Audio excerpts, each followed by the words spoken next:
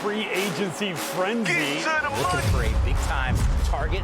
It all starts right now. Who goes where? Big play, Trey. Shaheed to the end zone. Dollars did not make it reappear like a magic trick. More Murray magic. Big time play by Geno. Get to the money mentality. Let us not forget Ken Walker III. Wow. Marshawn Lattimore, absolutely textbook. Malik Willis doing it all. Get money. Big catch by Big Mike. Get to the money. Living good, living loud, living fabulous. Cousins dropped in a bucket. An explosive run from Travis Etienne. It's a sack for Devin Bush. He's having a day. Money players, money time.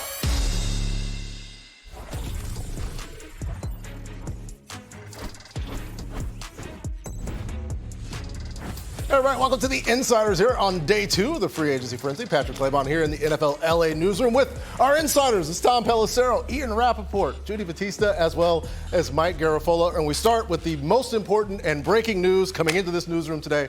Happy birthday, Judy. Thank you very much. Couldn't think of a better way to spend it in free agency frenzy. We will. I got a few. Yeah. Sounded sarcastic. Yeah, Well, definitely a here's the thing. couple. There was no sarcasm there. We're going to celebrate Judy's birthday the entire day. Unfortunately, there's this entire thing that we're going to have to do. So let me run through the news before you guys get back to everything. Here's what comes into the newsroom today, courtesy of our NFL Network insiders. We start with Geno Smith headed back to Florham Park. The Raiders trading Geno and a future 7th-round pick to the Jets for a 6th-rounder. Geno celebratory, going to social media website, twitter.com, throwing up the prayer hands as he is right back in Florham Park, and we did find out he does right back because Ian highlighted a text exchange that he had with Geno today. And Braylon Allen, quoting Geno, "We ain't right back though," but he is right back in New York. Elsewhere, Romeo Doubbs to the New England Patriots. A 4-year deal could be worth up to $68 million. Romeo Doubbs on the way there, and also not alone. It's the former Jet, Elijah Vera Tucker, going to the New York Jets. This coming courtesy of Ian, Mike, and Tom. The Patriots will get access to Elijah Vera Tucker. Could be up to $42 million over 3 years. Elsewhere in the division, it's an extension, a 3-year extension for tight end Dawson Knox since coming into the league in 2019. Knox has the 7th most touchdown receptions by a tight end. The Lions traded away David Montgomery, and in comes Isaiah Pacheco to be Jahmyr Gibbs' running mate. Pacheco totaled 462 rushing yards in the 2025 season. Super Bowl champion Jahan Dotson headed to the Falcons. He will be there on a 2-year deal. That's coming in courtesy of Tom Pelissero. And former Green Bay Packer Elton Jenkins, having started at 4 of 5 positions on the offensive line, is set to sign with the Cleveland Browns, who had big needs on the offensive line coming into the offseason with no starters under contract. Fortunately for us, we have our 4 starters, the Insiders. Take it away, Tom.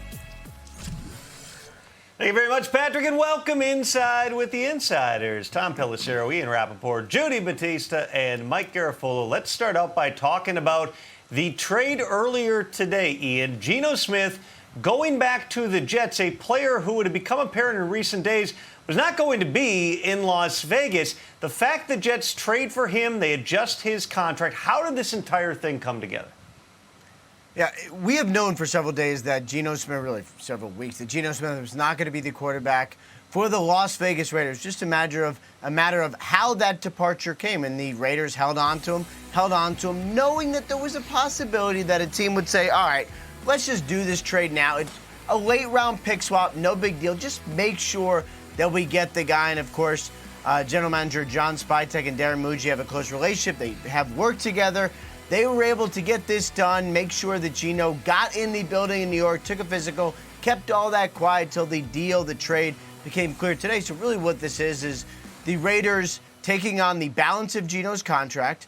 The Jets paid maybe a little more than they otherwise might have, doing a pick swap and ensuring that Geno does not become a free agent. And for the Jets, what they have is a really, really low cost, about $2 million, low cost option. We'll see if they add to the quarterback room, still have Justin Fields under contract, but it's not putting the Jets out there, not, paying the kind of money that would stop them from continuing to build this roster. And they also keep all of their options open for 2027, which is looming for a big year draft-wise. It's basically a bridge quarterback, which is probably right for Geno Smith and the Jets. This is actually the perfect setup for the Jets and for Geno Smith, who has had like the most bizarre career arc I can imagine. He was drafted by the Jets. He started however many games he started for the Jets. He was punched in the jaw by one of his teammates. He lost his starting job. Then he resurrected his career in Seattle. And now here we are. This is a pretty good fit for the Jets, though, incredibly, because he brings them competence, which is frankly something they have not had. A veteran presence who has played in the past at a high level, not last year, certainly at the Raiders, although that was certainly not all of his own doing. But in Seattle, he played at a Pro Bowl level in multiple seasons. He brings them steadiness. He's also a much more mature, steady player than he was when they drafted him. When he was a young kid, he has become more of a mentor-like figure. They need all of that in the Jets locker room. They need it in a quarterback room that frankly has been dysfunctional for a number of years now. Whoever they bring in, he will be part of that. But he is the perfect bridge to get them through 2026 and then to lead to 2027 when we are anticipating it will be a very strong quarterback draft class. Teams can't announce these things on social media, so they allude to them. The Jets putting out "Take Me Home," Country Road to the guy that played at West Virginia. Sam Block at the Block Spot on X earlier posted this: from Geno Smith to Matt Sims, Michael Vick, Ryan Fitzpatrick, Bryce Petty, Josh McCown, Sam Darnold, Trevor Siemian, Luke Falk, Joe Flacco. They keep going. Brady Cook. And the Jets are back to Geno Smith, to which our friend Peter Schrager replied, not to be the editor of your tweet, but where's Christian Hackenberg? Oh, it's been a ride for the Jets. From Geno Smith to Geno Smith. And the ride's going to continue. I have a lot of Jet fan friends, and I heard from them all today. They're not overly thrilled, but in this spot, Geno Smith was an option for a few teams. I know the Vikings were potentially doing some work on Geno Smith. I know we've tied Kyler Murray to Minnesota. But the teams have done work on Geno Smith, who played relatively well over the last couple of years, not so great with the Raiders last season. And for this price, for the price that they paid to move back 20 slots and pay a minimum deal, why not? Ian is going furiously. We got something, Ian? When we have, you guys talk, and we have something, we'll say it. It's very distracting. Texting his dinner It's actually your turn to talk. I Ian, tell us about the rest of understand. the quarterback I hear market. you. It's Yeah, free there you agency go. frenzy. All right, I'll take a break from typing. Let's talk about the quarterback market. What do you want to know? How can I help you? Well, Tom? we've got a couple of teams left. We got some quarterbacks. Kyler Murray. Would you like to be engaged on the show, Ian? Do you need to go? You can step out of the room if you'd like to. Sometimes we have news. All right, here, I'll talk about Kyler Murray, because we've been talking about all of the quarterbacks and where they're going, and the fact that Kyler Murray is still out there is at least noteworthy, kind of making people wonder, well, why have the Arizona Cardinals not done the similar thing from what the Raiders and the Jets did? Why not just trade him to the Minnesota Vikings? Contract is different. First of all, he's due a lot more money than Geno Smith was due. Also, he's $20 million guaranteed next year if his contract stands. Neither side could have that one. Kyler not going to do it, so he is expected to be released. Then the Minnesota Vikings will for sure take a look at that. But look, there's mutual interest here, and I would also echo what you said, Tom, on Good Morning Football, which is Kyler is going to take his time and try to have some conversations with teams, maybe do a little fact-finding before he figures out where he is going to go next. I know we have that lower third saying unresolved quarterback market. It doesn't really feel that unresolved. I mean, Daniel Jones has been transition tagged by the Indianapolis Colts, and they're still working toward getting a long-term deal done. So that doesn't really feel unresolved. I mean, Aaron Rodgers is still out there, but we know that it's Pittsburgh or retirement for Aaron Rodgers. It's almost impossible to imagine that he would decide to play and then try to go somewhere else at this point. So that's one or the other. There's no deadline. They're waiting for Aaron Rodgers. And Kirk Cousins, it would seem like, is probably going to wait it out and see if there's an injury and a team makes him an offer.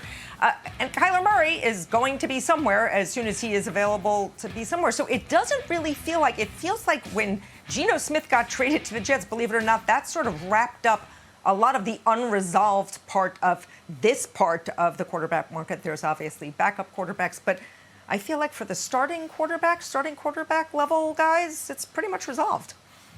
Aaron Rodgers, Daniel Jones, Russell Wilson, Joe Flacco, Carson Wentz, who, by the way, I should have just mentioned him when I did that Jets rip recently. He is in play. He's got the history with Frank Reich, so he is in play. Ian talked about them still adding there, so he's a possibility. Where did I leave off? Jimmy Garoppolo, Tyrod Taylor, Teddy Bridgewater. I mean, there's guys here that have started games before. So, Judy, when you talk about Kirk Cousins waiting, some of these guys are going to have to wait at some point if they want a reasonable shot to see the field here. So we'll see who takes these last couple of chairs that are remaining, whether they're competition jobs or immediate backup jobs here that are available over the next couple of days, or who sits back. And again, I fully believe from the start that Cousins would be the guy that would kind of sit there and wait and see what develops here. I had mentioned on the air last night that the Steelers had done at least some preliminary work, because if they don't get Aaron Rodgers back, they need to know which way are they going to then potentially pivot. So let's keep an eye on a lot of these guys. I think you're going to have some that are waiting through the draft, if not beyond.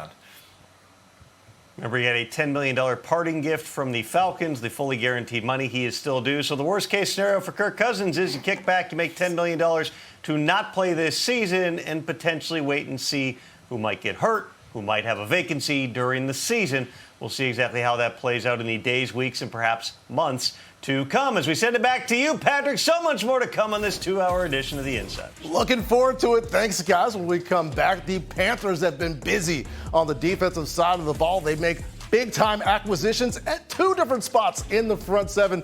We get an update on that. And, yes, we're looking elsewhere. Speaking of the Jacksonville Jaguars, could there be a market for a big-time trade for BTJ? We're joined at the desk by NFL Network's Greg Rosenthal, coming up next on The Insiders. Back here on The Insiders on NFL Network, go to NFL.com/top101. See the top 10 remaining free agents of 2026. All these guys still available. Kyler Murray, Trey Hendrickson, Rasheed Walker, Caleb Chason, Chigo Okonkwo, the top 5. And then Leo Chanel, Nick Cross, Braden Smith, Jawan Jennings, Wyatt Teller. And we have this, which is new today. Happy birthday, Judy. Oh. I just wanted to let you know. The people know. Wow. In the middle of all this frenzy, happy birthday, Judy. Amazing. Right. Wow. What better way to celebrate? You. Appreciate it. What could be better? I was just going to say, this is I'm sure on the short list for you in terms of the celebration. We got breaking news and the whole deal, not to mention Insiders tonight. Ian, I hope you guys are going big for Judy on the birthday on Insiders. We better. Yeah, no, this has definitely been in our plans, and obviously something that we've known about for some time and are firmly planning on it. Okay. So stay tuned for that on the Insiders coming up 6 p.m. That's right. Happy birthday, Judy. We could tell you about free agency. That's what people are tuning in for. But I think what people really want to hear right now is more from Ian Rappaport about all the reasons he wants to celebrate Judy Batista. Ian, you got 4 minutes. Go. 4 minutes? Well, that is certainly more than enough time. Happy birthday, Judy. We all sincerely mean it. And listen, I feel like it's safe to say if A.J. Brown got traded, that would certainly be a great way to celebrate your birthday. Anyway, let's transition to what we're actually talking about, not Judy's birthday, no offense. The market for A.J. Brown, because I think it's safe to say there was a little bit of a change today for the New England Patriots, the team that have been most engaged with the Philadelphia Eagles on a potential trade for A.J. Brown, because they are going to sign Romeo Doubbs for a massive deal, a 4-year, $68 million contract extension. And it's not apples to apples. It's not saying just because the Patriots are set to sign Romeo Doubbs means they are not trading for A.J. Brown. But it does seem to mean they are not quite as thirsty maybe as they had been. They don't need to do it right now. They don't have a huge hole in the receiving room. And maybe what this does is cause everyone to just hit pause and maybe revisit at a time, let's say after June 1st, when it's more palatable for the Philadelphia Eagles to do. No one is saying a trade is off, but certainly they're saying it may not happen just yet. Meanwhile, the New England Patriots added a big-time receiver, and A.J. Brown continues to wait. I mean, if it doesn't happen here and it drags on through the draft and through the spring, it's not like A.J. Brown was asking for a trade. I'm just curious how this is going to go, right? I mean, I've made the point here and elsewhere that him and Jalen Hurts being in the same locker room again, I don't know how feasible that is. So this is why doing it now made sense from that perspective, but doing it later, after June 1st, like Ian talked about, was the better move for the Eagles financially and the better move from a salary cap standpoint. And that's why Howie Roseman in his conversation with teams was trying to do a split type deal. Like, let's trade some stuff now, and then we'll do the rest of the trade after June 1st. And teams were like, nah, like you got to do it all at once. And that's why that thing stalled out. Give Howie Roseman points for his creativity, for his effort here. It just didn't happen. So now we're coming down to the wire here of when we're going to get into the actual start of the league year, which is tomorrow, to see which way this goes from here, Judy. There just doesn't seem to be desperation for any parties at this point for this trade, right? There doesn't seem to be desperation for a team that would trade for him, especially now that the Patriots got Romeo Doubbs. So the teams that really, really needed to get a high-level receiver like that have filled their holes now. So there's not desperation on that side, and there doesn't seem to be so much desperation on the Eagles side that they have to do it right now for financial reasons and also because they want to get their price for whatever they're going to get for A.J. Brown. So the fact that there's no urgency means there's no urgency. They're not driving towards a point where everybody feels like we got to get a deal done now. So why can't it linger on? I guess they have to trade him just because the dynamics of the locker room. But I mean, would it be crazy to imagine that he could play again for the Eagles? I don't know. It just seems to have fizzled out. If anything happens, we'll be on top of it here, Patrick, on this 2-hour edition of The Insider. Good, Ian. Wait, something just happened. Good, Ian. Oh, yeah. Let's talk about one of our good friends on The Insiders. That is Teddy Bridgewater, who, of course, appeared on the show and foreshadowed the fact that he was going to sign with the team and then ended up signing with the team and came out of retirement after a career in high school sports. Now I'm told he is signing with the Detroit Lions. So Teddy Bridgewater, who came back to the NFL after a career as a high school football coach and now is back in the NFL as a quarterback, according to his friends, the Insiders, who are also my friends. Appreciate that, guys. Yeah, thank you, Tom, Ian, Judy, Mike. Speaking of Mikes, Mike Evans headed to the other Bay Area. What will things be like with Mike Evans playing for the San Francisco 49ers? What about the other matchups? How will they impact us in a fantasy world? Michael F. Florio joins me on the set next on NFL Network. Back here on the Insiders on NFL Network, here's what's coming in new today. A new team for the former Brown, former Jag, Greg Newsome, agreeing to a one-year contract with the New York Giants. Had a trade deadline deal that sent him to Jacksonville last year. And a big announcement coming from the Los Angeles Chargers, headquartered here, just a couple miles away in El Segundo. Cole Strange will be signed with the Chargers, will play guard on that offensive line that had so many problems a season ago. Let's go inside with Fantasy Live. And it's my fellow host of NFL Fantasy Live, Michael F. Florio, joining us here on the Insiders. We'll actually be all back together for a free agency frenzy edition of the show coming up on March 18th. But we have to go through some of your favorite fantasy fits or just your view of some of the fantasy fits with the big deals here. We got to start with Mike Evans. How are things going to look in Santa Clara? One of my favorite fantasy fits is what you're rocking right now. Thanks. But with Mike Evans, I think this was his best landing spot, right? Or of the realistic ones, I think it was the best one because the metrics were declining a bit last year for Mike Evans. How much of that was injury related? How much of that was Baker Mayfield fading down the stretch? I'm not sure. But I think you could argue that at the worst, this is a lateral quarterback move, maybe a little bit better depending on how you feel about the two quarterbacks involved. But what it really is a huge system upgrade. We've seen Kyle Shanahan elevate wide receivers for years now, and Evans will be the clear-cut top target, especially with George Kittle not there, at least to start the year. Especially in the red zone, I expect him to get a lot of usage there. So his landing spot, I think, was greatly going to determine how we value him in fantasy. I think he remains a wide receiver 2 who will have some weeks where he catches like 2 touchdowns and he finishes as a wide receiver 1. No, nice outlook for Mike Evans. We talked a lot about Packers receivers over the course of the past few years. To me, it's always been Romeo Doubbs as a guy you want in a group where there's a lot of talent in different spaces. Is Romeo Doubbs in a similar situation now with New England? How do you see that going? I think this was a really good thing for Romeo Doubbs, who last week on this show, I was like, I think he's going to get paid more than a lot of people think. And then he got a bag, but rightfully so, because last season he posted career highs in yards, passer rating when targeted, catch rate, yards per route, target. The list goes on and on. I think Doubbs is a really talented wide receiver. He could play the X. He's a really good run blocker. He's versatile, though, so you can move him around.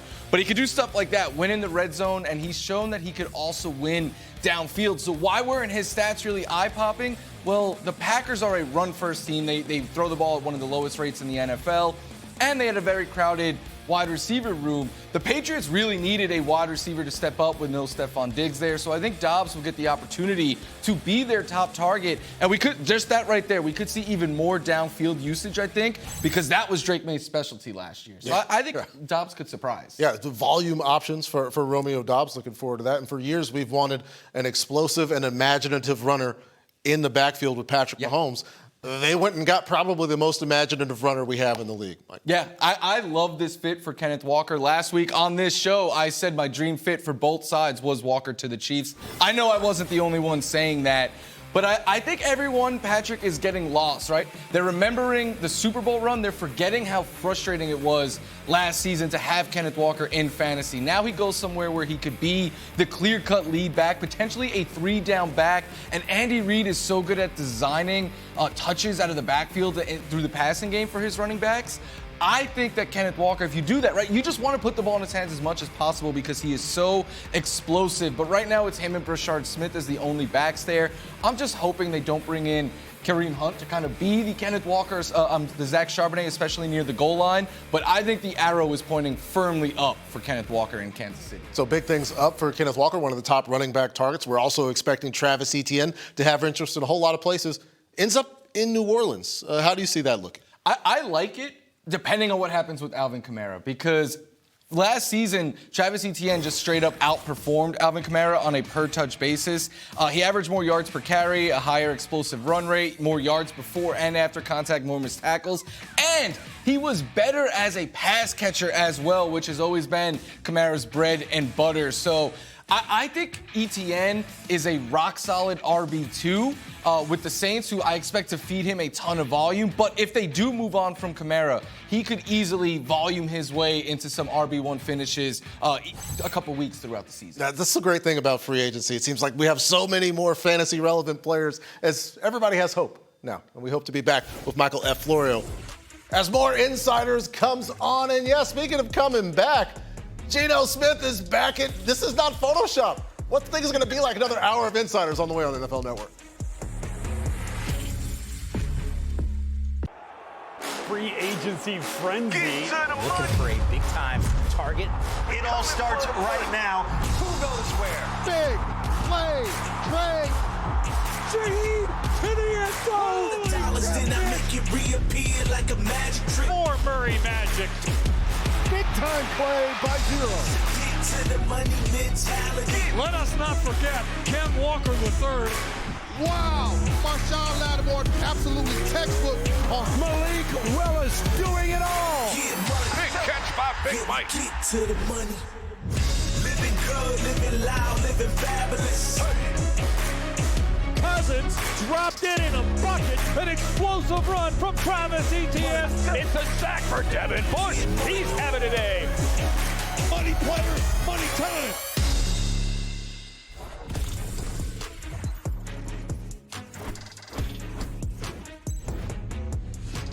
Hey everybody, welcome to the second and final hour of today's edition of the Insiders. Patrick Claybon here in the newsroom alongside our esteemed Insiders, NFL Network Insiders, Tom Pelissero, Ian Rappaport, Judy Batista, as well as Mike Garafolo. We will get back to them, but before we do, I'm just going to run through a little bit of the news that the Insiders have brought here into this newsroom today, starting with Eugene Cyril Smith. Back to the Jets. The Raiders trade Geno Smith and a 2026 7th-round pick from the Raiders to the Jets in exchange for a 2026 6th-round pick, returning Geno to where his career started. The now former Raider as well as former Seahawk Geno Smith, throwing out the prayer emojis on Twitter.com as he is back in Florham Park. The Patriots going big at wide receiver. A 4-year deal could be worth up to $68 million for former Packers receiver Romeo Doubbs, who had a nice season last year for the Green Bay Packers. He will now have a new starting quarterback in Drake May. Patriots getting more help in front of Drake May, signing the former Jet Elijah Vera Tucker to a deal. Could be worth north of $30 million if things work out. Also heavily incentive-laden in that contract. Elsewhere in the division, a 3-year extension for Dawson Knox, top 10 in tight end reception since he was drafted back in 2019. Gets a 3-year deal to remain in Buffalo. Isaiah Pacheco, no longer a Kansas City Chief. He is going to the Detroit Lions. He had just shy of 470 yards rushing in his final season in Kansas City. Also, sticking with the Lions, the other notable quarterback who was coaching high school football, who came back to play quarterback last year, Teddy Bridgewater, back in Detroit as a quarterback. For more news, let's get back out to our insiders. Thank you very much, Patrick. Teddy Bridgewater back in Detroit. Geno Smith back in New York. Ian, it ends up being a trade as opposed to a release and signing. A lot of different moving parts here, including with Geno's contract. How did this come together over these past couple of days? First of all, it came together because Geno Smith flew from Las Vegas to the Jets to go take a physical and complete this trade, able to keep it quiet because the two general managers know each other very well, trust each other, and able to do this deal pretty quietly until it came out, thanks to us and others, this morning. And really what this is Geno Smith was expected to be a member of the New York Jets regardless, right? That was the plan. What it did was just ensure that the Jets, no questions asked, that they get their quarterback. Had Geno Smith become a free agent, the Las Vegas Raiders released him like everyone was expecting, then who knows what could have happened. They said, you know what, let's just pay a little more, maybe $1 million or so more than they otherwise would have, lock in the quarterback, take some money off the Raiders, and do a late round pick swap to make sure that this happens. So the Raiders were going to cut him anyway, obviously going to add a veteran quarterback to the room along with Aiden O'Connell and, of course, Fernando Mendoza coming in. And for the Jets, as Geno Smith told me in a text, it is a full circle moment. Back with the organization who drafted him, now another opportunity to be the starting quarterback of the Jets. Hopefully this time doesn't end like last time. I know some Jets fans are completely flummoxed by this and worse than flummoxed by this, but Geno Smith was actually their best option for what they needed at this point. First of all, he's coming cheap, so that's certainly a factor. He's also not the same quarterback that they drafted and that, where things fell apart a decade ago. He is much more mature. He has become a mentor. He's proven himself to be a leader, and he did play at a high level in Seattle. And I don't want to say you give somebody a pass for an entire season with the Raiders, but there was a lot going wrong with the Raiders, and it was not all Geno Smith's fault. So if you look back at how he was performing in those years in Seattle, like the Jets would take that. That's better than the Jets have had in the last few years at quarterback play. They need a steady hand, a mature hand, somebody who can be a bridge quarterback to the next generation of Jets quarterbacks, whenever that's going to come. Maybe it's going to be 2027. That's what Geno Smith is. And again, he's coming at a really good price. He fits exactly what they needed this time. It's a good price. It's a low price. It is sort of like what the Falcons are doing with Tua Tagovailoa and what the Vikings potentially are doing with Kyler Murray, where your previous team is picking up a large portion and you are paying what you probably, not even the backup, what you'd probably pay the third string quarterback, which allows, by the way, the Jets to continue to make moves at the quarterback position. Carson Wentz, who has a history with Frank Reich, the two of them together in Philadelphia and Indianapolis, have a possibility that they could still reunite with the Jets and add more competition to that room there in Florham Park. You're right, Judy. I mean, at this point, Geno Smith was a guy that was being discussed by other teams with quarterback openings. It's not like the Jets were just left as the last chair standing. These other teams were exploring whether it was going to be an unquestioned starter or with the chance to compete, or as in a role for a younger quarterback to sort of groom him along. How about Geno Smith? You talked about the words like mature, and we're grooming him, and the elder statesman. Geno Smith has come a long way since the last time he was the Jets quarterback back in Florham Park now. Meanwhile, as free agency rolls on here, one of the top free agents still on the market, Trey Hendrickson. A lot of teams doing homework on that, Ian, particularly because once that first wave's over, a lot of times the price potentially changes. It seems like that is part of the broader picture right now as Hendrickson, who does have plenty of teams interested, continues to seek a new home. Yeah, I was told as many as 6 teams have been in regular contact with Trey Hendrickson. We'll see if it ends up being a decision tonight or tomorrow, just to give us something fun to talk about on the Wednesday of free agency frenzy, which probably isn't as frenzied as it usually is. But for Hendrickson, this really has been interesting to watch because I know there were high hopes for a $30+ million deal, kind of like Jalen Phillips got at the beginning. To be fair, he's a little bit older. He's coming off surgery. That number didn't seem to be in the cards yesterday, and then he waited and he waited. Now he's got several teams interested. We will see if he's able to get the price back to where he wants as teams start to realize, okay, they can get a Pro Bowl type pass rusher, a person who has led the NFL in sacks. They can get him kind of in that second wave of free agency. Not a ton of familiar names out there, just to be totally honest, not a lot of big names out there. Hendrickson would be one, so they're going to have an interesting decision to make in the next 24 hours.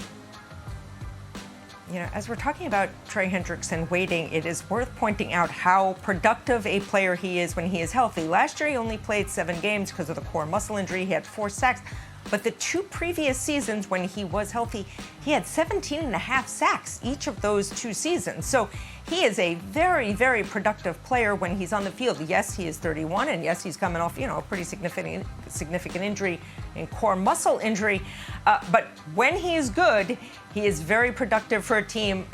He will obviously find a home. The only real question is, what is the number going to get to? It's not going to be his number, Judy. That seems to be pretty clear here. And I know a lot of people said, well, he lives down near Tampa, and that's a possibility there for the Buccaneers, who spent some money yesterday and doesn't seem like they have a ton left to spend. So, if he wants to at some point take a deal now, it's not going to be at his number. I mean, even the future is not going to be at his number at this point. So he needs to decide what's the best fit for him, whether it's Tampa from a personal standpoint or Indy, where Lou Anarumo, who was his defensive coordinator with the Bengals, is now serving as a defensive coordinator there. There's a bunch of attractive places for him that just aren't going to be as attractive as he thought from a financial standpoint right now. The board is not empty just yet, Patrick. If there's any more action between now and the top of the hour, we will have it right here on this 2-hour edition of The Insider. Thank you, Tom. Thank you to the rest of the Insiders. And a thank you to an upcoming guest, as Cam Curl will remain here in Los Angeles with the Rams. And in fact, he's going to be on this Los Angeles-based show. Cam Curl joining myself and Brian Baldinger next on NFL Network.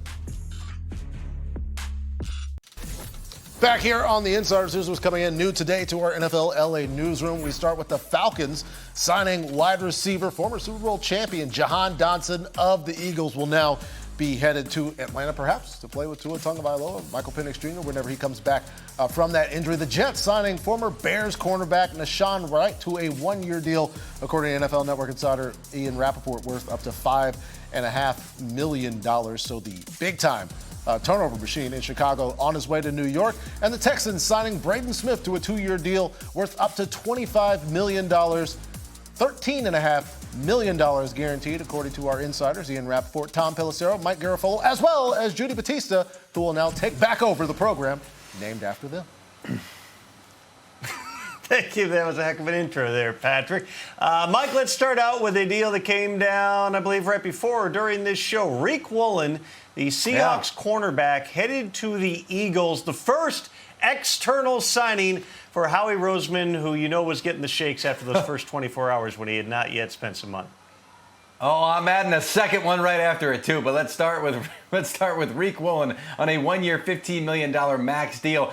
A lot of these guys that had a number in their mind, sort of like Trey Hendrickson, but had a number in their mind on a multi-year deal, are now going to have to take potentially 1-year deals. And the Eagles are good about doing these kinds of deals. I remember they did it for Alshon Jeffrey years ago. Like, Jeffrey didn't get the number that he thought he was going to get, and they did. It was about 1 year. I think it was a $15 million max, and then they turned that into a multi-year relationship with Alshon Jeffrey. Doing it here with Reek Woolen, saying, hey, you didn't get your market? We're happy to give you a really good one-year deal to let you reestablish and maybe get a multi-year deal, whether it's here or somewhere else moving forward. That's Howie Roseman's approach. Maybe it wasn't in the plans to begin with, but it becomes available. You go attack it, and you strengthen a part of your team that's already strong. Meanwhile, a second deal for the Eagles, Johnny Munt. Tom, you reported that he was released by the Jaguars, I believe, yesterday. Now signing with the Eagles, going to agree or has agreed to a one-year deal. The blocking tight end. I tagged my buddy Nick Costos. He's got great nicknames for all the players. Munt Cakes. He calls them Johnny Munt Cakes. I love that one. All right, Judy, what do you got? A signing that interested you today? Can I go back to late last night, Elijah Vera Tucker on the Patriots? That sort of counts as today. Elijah Vera Tucker, this addresses one of maybe the dominant need for the Patriots this offseason to shore up that offensive line. We sort of saw how Drake May got beaten up during the playoffs, especially in the Super Bowl. Elijah Vera Tucker, if healthy, is an elite guard. The problem is he's had some big injuries. He's torn both triceps in each arm. He's also had a torn Achilles, so he hasn't been on the field as much as he should be. He's a first-round draft pick by the Jets, so he is super talented. He is super elite if he can stay healthy. That is a great pick. He will slot in probably at left guard, which will really help Will Campbell, who, as we know, came back from injury in the middle of last season and struggled when he came back. I love that. Combined with the Romeo Doubbs signing today, good work by the Patriots to give Drake May some more help. Yeah, that was an interesting one for me, too. I mean, I kept trying to figure out, like, how do you figure out how much money Elijah Vera Tucker makes? Then you realize you had three teams. You had the Patriots, you had the Giants, and you had the Cleveland Browns, I believe, were the other team. End up getting around $14 million per year in an incentive-laden deal that rewards him for staying on the field. Really what the Patriots did is take a shot just on the talent and say, you know what, if he gets injured, guys get injured, but we are going to try to get a Pro Bowl caliber player on our offensive line to help. I would say similar situation for the Cleveland Browns, who, really have focused on their offensive line really throughout this. Titus Howard was an early trade, not a signing, but an early trade. And then Elton Jenkins earlier today agreed to terms on a 2-year, $24 million deal. $20 million guaranteed. There's Tevin Jenkins, also Jenkins. Both Jenkins agreed to terms with the Cleveland Browns. The former Packers one was a Pro Bowler who's battled injuries, is kind of going through it, and I would say this: what it is I'm laughing. Never sign two Jenkins in one day. It just creates chaos. Quincy Williams not playing the offensive line. He's a linebacker, which is similar but a different side of the ball in a totally different position. I'm loopy. It's been not enough sleep and too much time on TV over the last 3 days. Or 2 days, whatever it's been. I don't know. Someone else talk about something that they liked. I'll give you a signing that was interesting today. Isaiah Pacheco going to the Lions, one of the violent runners in the league, pound for pound, as tough as anybody. The Lions, of course, had traded David Montgomery to the Houston Texans. They needed that complimentary back to Jahmyr Gibbs. Now, different body types. Pacheco not quite as rocked up as David Montgomery, but in terms of his play style, it's a perfect fit for a coach in Dan Campbell, an offensive coordinator Drew Petzing, who have the goal of getting back and playing that physical brand of Lions football. Which takes us, Mike, to another question here, which is, of the players that are still available in free agency, any position, who is somebody that jumps out at you? How about Rachaad White? We'll stay at the running back position, the highest-ranked running back left on Greg Rosenthal's list of free agents on NFL.com. Go check that out. Rachaad White for Tampa did a great job the last couple of years, I thought. Was able to run the football, catch the ball out of the backfield, had a 1,500-yard total yard season a couple of years ago. Bucky Irving, Sean Tucker used last year. I always thought Rachaad White was really good as a versatile player. He can also pass protect as well, really well. So, teams are going to be looking at him here as we get into tonight, potentially into tomorrow. I would expect Rachaad White's going to have a new home in the near future. Ian's got his finger up. What do you got?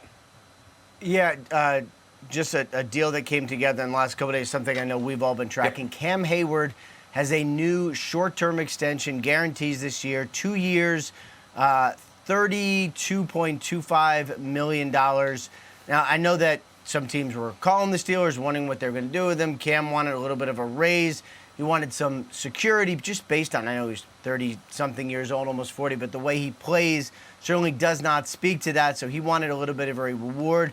The Steelers figured out a solution here. He has met with Steelers brass. They want him there, Patrick, and they make sure that that is the case. Cam Hayward back in the fold. Not that he ever left in Pittsburgh.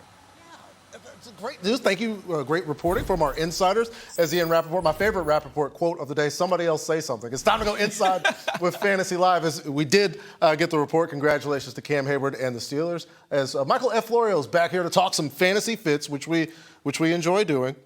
Let's start with the new quarterback, same as the old quarterback in Florham Park. Geno Smith back to the Jets. Are the Jets going to have multiple fantasy viable players, Mike? Maybe. Oh. Does this mean the Jets row back, though? Because he's kind of... Everybody's writing back at this point. He's texting Ian. Things are great. This was the best, I think, move, considering the realistic outcomes, like possibilities, for the Jets to make. Because I think he was the best realistic quarterback for them to go get, because it doesn't sound like Kyler Murray was going to be heading to Floral Park. So the Jets, right? Like Geno Smith took a step back last year, but he was still better than what the Jets had. Noticeably on passes out wide and downfield. So of the Jets that you were targeting, Garrett Wilson being one of the main two, that is a good thing for him, right? Higher quality passes, higher quality targets going downfield and to where he lines up a lot outside. You also got to wonder how much of Geno's struggles, though, were on the Raiders' offensive line. I might not want to. I'm wearing Jets green, but I might not want to draft the Jets. But Breece Hall and Garrett Wilson, this is a great thing for it. Yeah, total ultimate failure and collapse by the Las Vegas Raiders. Difficult to evaluate anybody. We'll see how things go because we do have multiple seasons of evidence that Geno and still was trying to get buckets on a team where the buckets were not there to get, and that's how you lead the league in interceptions. So good luck to Geno and the Jets. We just heard Mike talking about the violence, the passion, something that we enjoy talking about with Isaiah Pacheco. Not a threat, right, to take carries away from Jahmyr Gibbs. What do you think things will look like in Detroit for Pacheco? Well, one, I'm sorry for the turf in Detroit because it's going to pay a big price with Pacheco running there. I came on the show last week and was like, I'm not ready to write him off quite yet because I wasn't sure how much of his struggles was on the Chiefs' O-line because on a per-carry basis, he led them in yards per carry, explosive run rate, yards before contact. But I agree. I don't think he is a threat to Jahmyr Gibbs. I think he could be what David Montgomery was in the second half of last season, which is like a change of pace power back who is more of a handcuff than a standalone fantasy value. We're going to be talking Jahmyr Gibbs as the 1.01 potentially a lot this summer, and I think he's going to be feuding with another running back he is tightly close to who also happened to lose his backup. Yeah, it's going to be all Jahmyr and all Bijan Robinson as we see Tyler Algier make his way to the desert. And in Arizona for so many years, it's been, well, James Conner is going to be the top fantasy scorer, but then we finally see the injuries catch up. Now there's Tyler Algier. Is it now Tyler Algier, your first Cardinal that you would like? I think so. I do think we're going to see a camp battle, and I'm hoping we don't get the nightmare scenario where Algier, Connor, and Trey Benson are all involved because that would just be brutal for fantasy purposes. But I've always been a James Conner stan. He's going to be 31, though. He's coming off of another injury, and while it was only 3 games, very small sample size, his metrics were really down, so we got to worry if the age cliff fall-off was kind of there. Tyler Algier has one season where he wasn't playing behind Bijan Robinson, and he ran for over 1,000 yards that year. Just last season, he had a career high in touchdowns. I think he is one of the best power runners in the NFL, so he is my favorite of this Cardinal bunch because I could see a world where he is getting the goal line work and a heavy portion of the early down carries. But even so, as of today, it's March. A lot could change. I don't think you could value him anything more than an RB3 or a flex option because of those other presence there. You want to talk about change within a fantasy football season? The folks who drafted and held on to Rico Dowdle and then had that 3-week explosion, it changed the fantasy landscape. Now we see Rico Dowdle on his way to the Steelers, where Jaylen Warren, perhaps the biggest threat. What do you see for Rico in Pittsburgh? Look, as our own Laquan Jones pointed out on our podcast, the NFL Fantasy Football Show, this is a reunion with Mike McCarthy for Rico Dowdle. And I know if you look at the stats, the last 2 years have been kind of similar for Rico Dowdle. But like Patrick, like you just said, like that was really 3 games that really pushed his stats up last year. So I'd argue Rico's best season in the NFL came in Dallas with Mike McCarthy. I think we get a committee here, but it might be the opposite of last season where Jaylen Warren was getting a lot of the early down work and then Kenneth Gainwell was getting all of the passing downs. I think we could see Rico Dowdle as the early down back and Jaylen Warren more as the passing down back, which I think he is better suited for. There will be spike weeks due to all of these explosive runs that Rico Dowdle have, but ultimately I do think him and Jaylen Warren eat off of each other's plates, kind of makes them RB3s, and we don't know who the quarterback is. I think we have an idea, though. As of today, I don't find myself really wanting to draft many Steelers. I just love collectively that we all expect this to be dragged out and just like last year. Yeah, and we'll see. We'll see how things go for the aforementioned, not mentioned quarterback. Let's go to, because you mentioned Kenny G. Kenny G finds his way to the Buccaneers, a 2-year, $14 million deal. Great in some spots. A lot of times the highest scorer for the Pittsburgh Steelers. Yeah. How do you think it goes in Tampa Bay? I don't know how Pittsburgh just let their MVP walk out the building, but they chose to do that. I think this is the new Rachaad White, maybe even improved Rachaad White in Tampa Bay, because I do think Kenneth Gainwell is a better weapon as a pass catcher out of the backfield. And he's coming off a career year as both a runner and a receiver. But I'm not sure if he's going to get as much usage as last year just because Bucky Irving is really good, and I think that he will get a lot of that groundwork, and maybe they split the pass game work. I will say, though, I do think Gainwell, if you draft Bucky Irving, there's going to be weeks where you're going to be upset because Kenneth Gainwell is going to get so many targets. He's going to do stuff like you see on his screen right now. So I think it kind of knocks Bucky from like a rock-solid RB1 maybe to that RB1, RB2 territory, and then Gainwell is like a flex option that'll have some big spike weeks and maybe some down weeks as he's kind of game script dependent. A function. Just that is the Kenny G experience that we've had in fantasy football. An RB2 that can be an RB1, our fantasy analyst number one, Michael F. Lowe. Again, back on March 18th for a free agency fallout edition of NFL Fantasy Live here on NFL Network. And oh yeah, we're mid-frenzy, the final day of the free agency frenzy presented by Microsoft Copilot, 10 a.m. tomorrow all the way to 6 p.m. Eastern right here on NFL Network. The